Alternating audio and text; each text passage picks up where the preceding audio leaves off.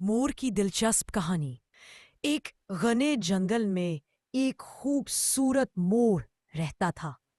جب وہ اپنے پر پھیلاتا تو ایسا لگتا جیسے آسمان پر رنگین قوس قزح اتر آئی ہو۔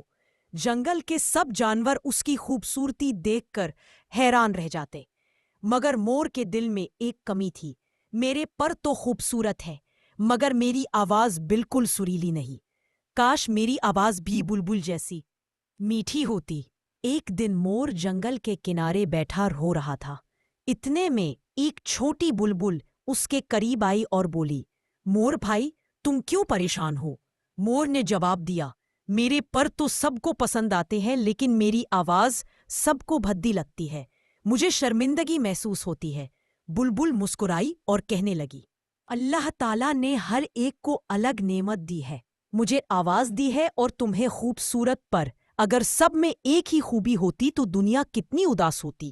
تم اپنی نعمت پر خوش رہو اور دوسروں کو خوشی بانٹو۔ مور نے بلبل کی بات غور سے سنی۔ اگلے دن سے اس نے شکر کرنا سیکھ لیا۔ اب وہ جب بارش کے بعد اپنے پر پھیلا کر رقص کرتا تو پورا جنگل خوشی سے جھوم اٹھتا۔ جانور تالیاں بجاتے، پرندے چہچاتے اور بچے مور کے رقص کا مزہ لیتے۔ یوں مور نے سیکھا کہ ہر ایک کی اپنی خاص پہچان ہوتی ہے۔ دوسروں سے حسد کرنے کے بجائے اپنی نعمتوں پر شکر کرنا ہی اصل خوشی ہے۔